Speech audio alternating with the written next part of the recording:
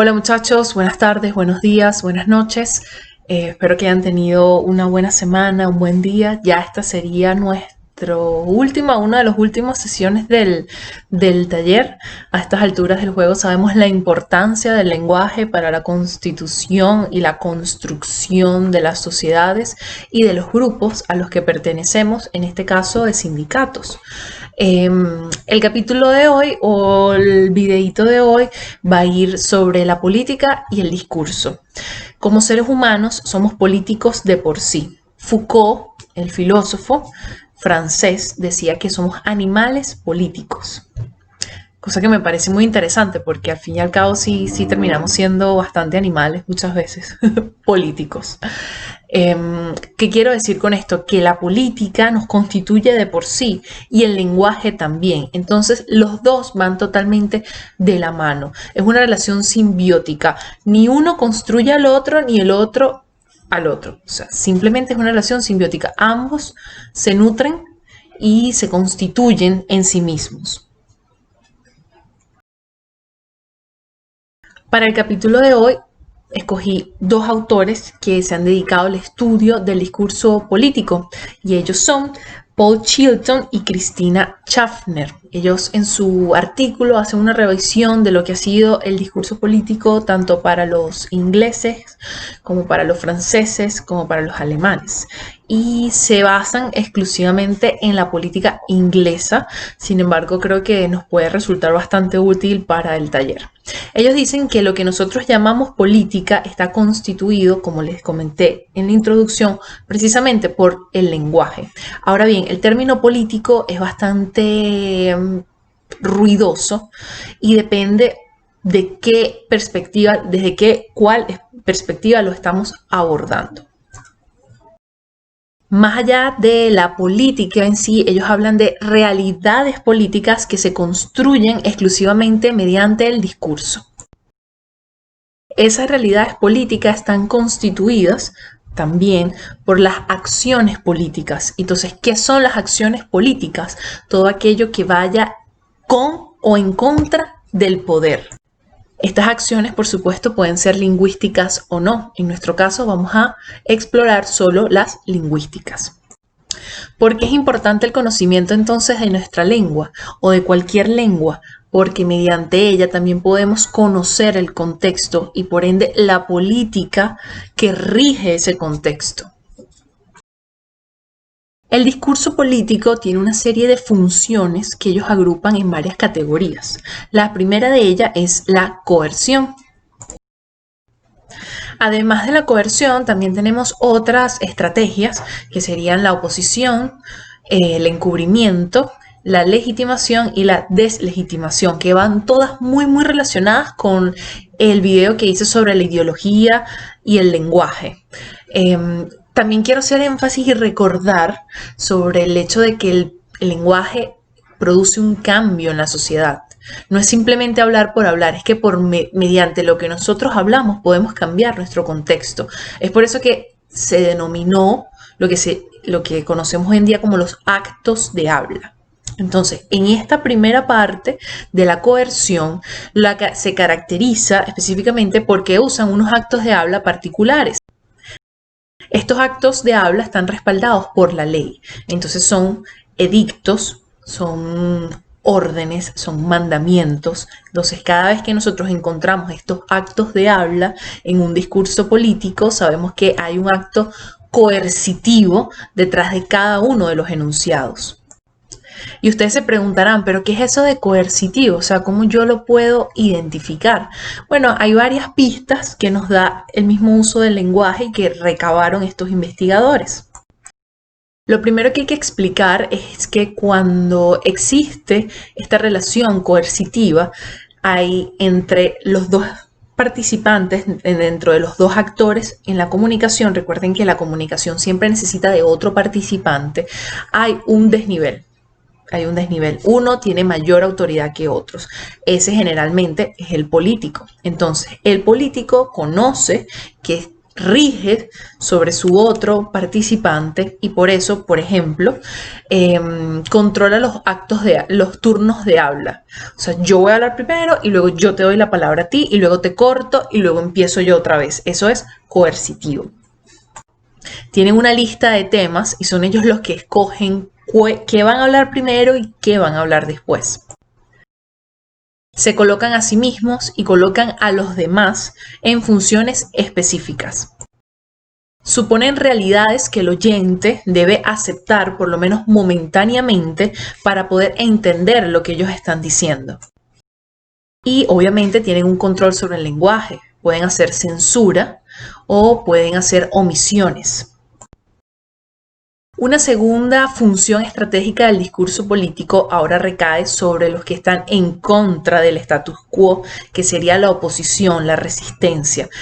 Pero aquí hay otro aspecto que hace bastante ruido, porque uno cree que ellos son totalmente diferentes al status quo y cuando uno estudia su discurso comparten exactamente las mismas características que los del status quo, pero lo que pasa es que ellos están en una posición de desventaja porque no tienen el poder.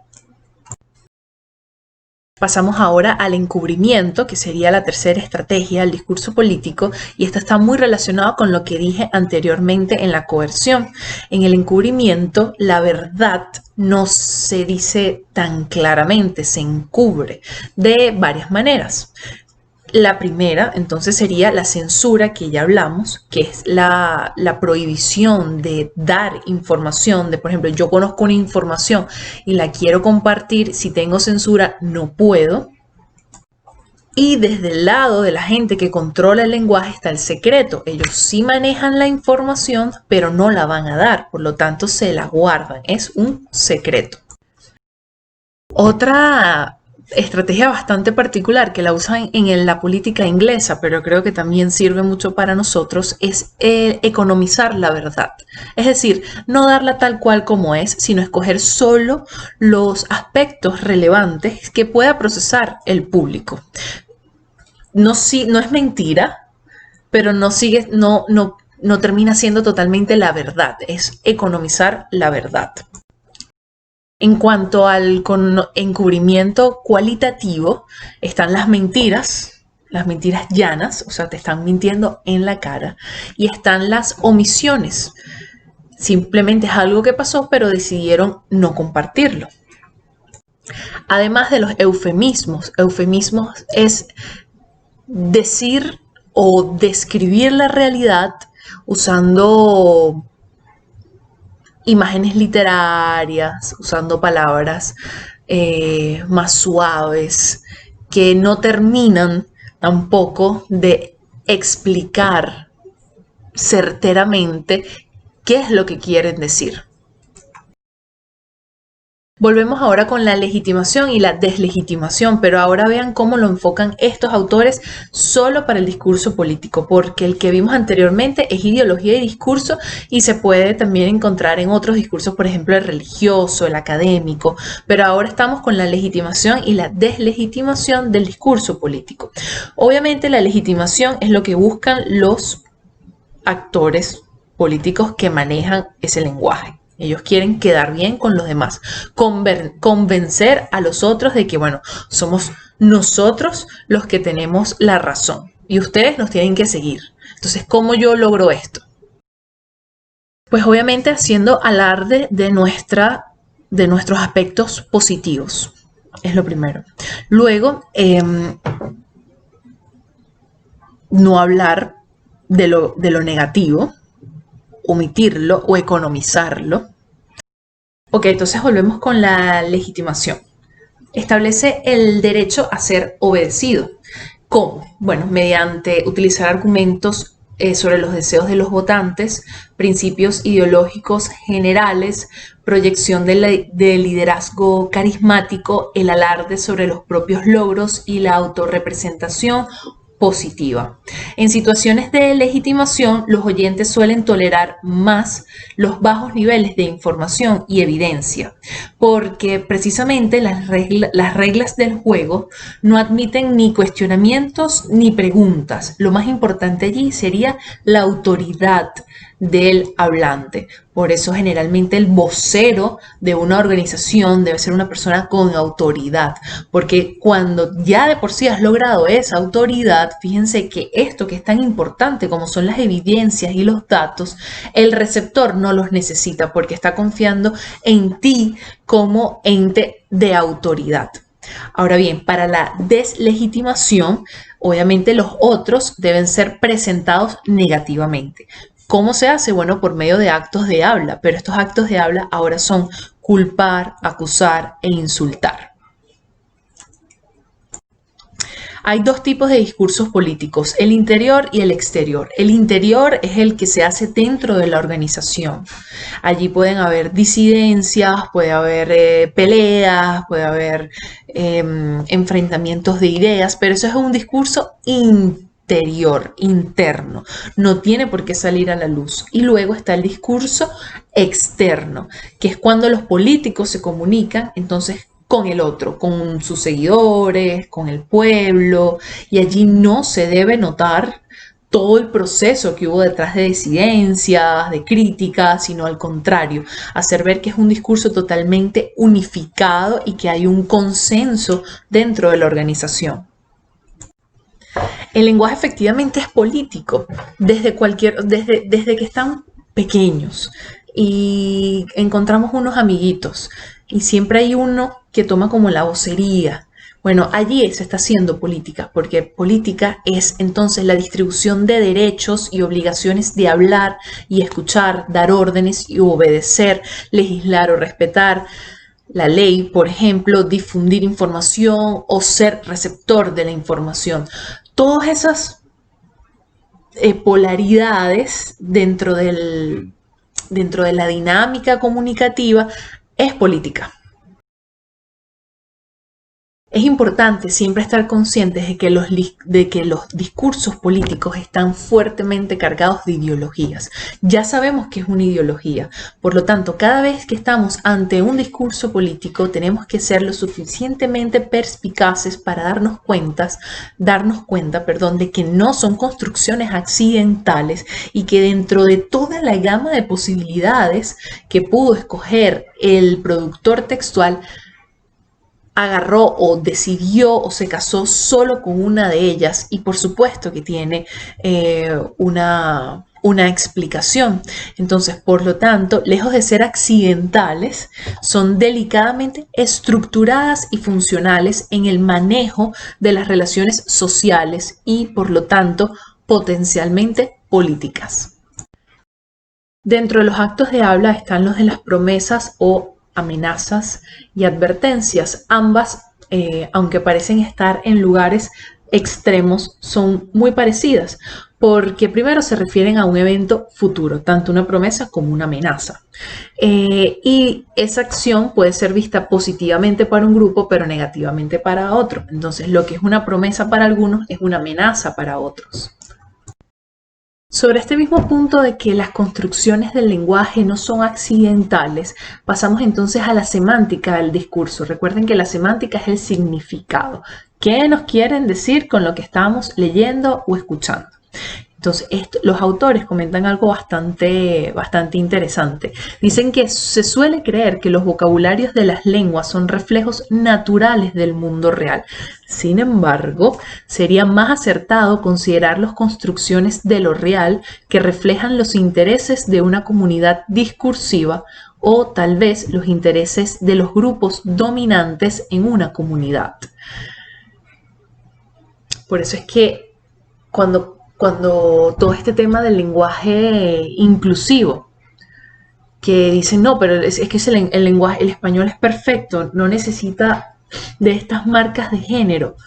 Bueno, sí, no discuto eso. También está la economía del lenguaje, pero tenemos que ser siempre conscientes del hecho de que el lenguaje que nosotros trabajamos ahorita, por más natural que nos parezca, ha sido construido por gente, por grupos dominantes de una comunidad. No todos los lenguajes, claro está, las recetas, por ejemplo, no tienen ideología, porque decir que lleva una lata de caraota y 3 cucharadas de sal no es ideológico, pero eso no es el discurso al que nosotros estamos apuntando. Nosotros estamos apuntando al discurso político y ese siempre va a estar construido, va a estar pensado por grupos dominantes que pueden o no estar en el poder, porque la oposición también es un grupo dominante dentro del ecosistema político, por ejemplo. Hay otro tema que se relaciona muchísimo con el de cortesía y espero que lo recuerden, que son las metáforas, y quizás me estoy repitiendo en este video, pero es importante manejarlas porque siempre las usamos en el lenguaje y sobre todo en el lenguaje político. ¿Para qué usamos las metáforas?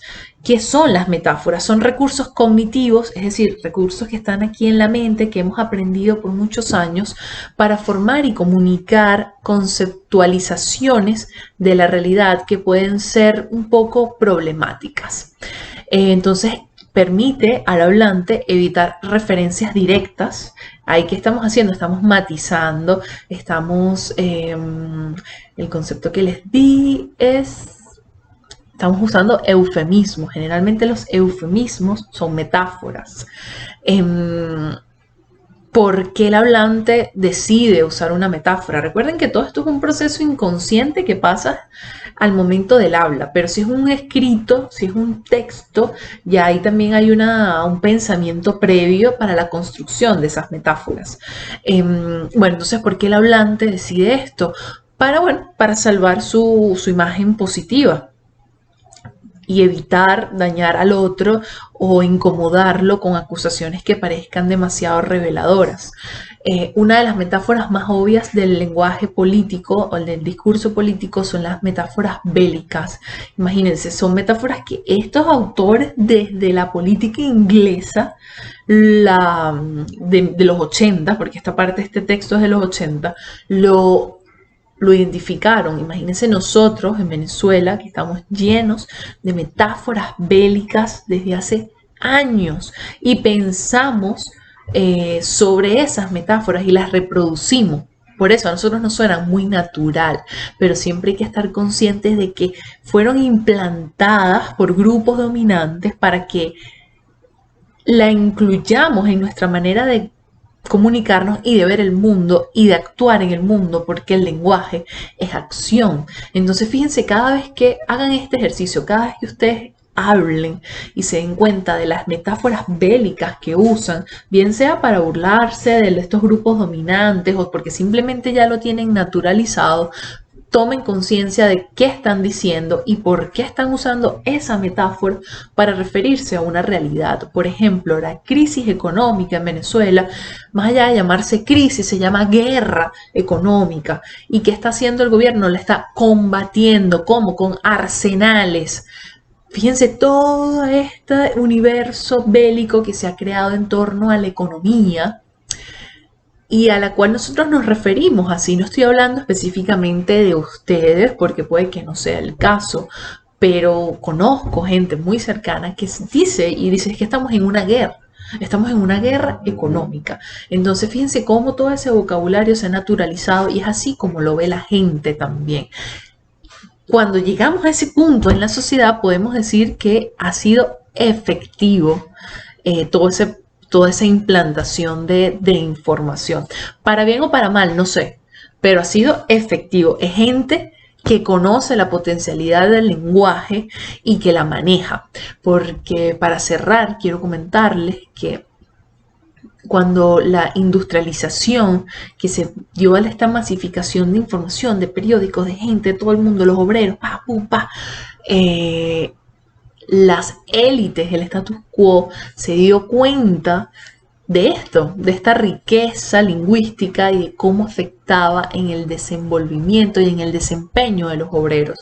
Y decidieron entonces apropiarse de los medios de comunicación. Y es por eso que las grandes corporaciones comunicativas a nivel mundial son precisamente esto y vienen desde esa época, porque desde esa época, desde la industrialización, el lenguaje empezó a tomar esa importancia y dijeron, oye, esto es una gran manera de naturalizar lo que nosotros queramos de la gente. Entonces nosotros lo vamos a controlar. ¿Qué ha pasado ahorita con las redes sociales? Que le han dado voz a muchas otras personas que antes no podían nunca llegar a un medio de comunicación, por ejemplo. Pero ahora sí, abren una cuenta y de ahí tienen mayor eco incluso que si fuesen publicados por un periódico. Entonces es hora también de que ellos se den cuenta de esa importancia y de que también, o sea, sobre sus hombros recae una responsabilidad bastante grande, porque efectivamente el lenguaje es acción y con el lenguaje y con nuestros pensamientos y cómo lo expresamos podemos hacer cambios reales en la sociedad. De nuevo, si son buenos o son malos, no sé, pero es una realidad que sucede. Y hemos finalizado este capítulo de discurso y política. Espero que les haya resultado bastante útil y nos seguimos viendo.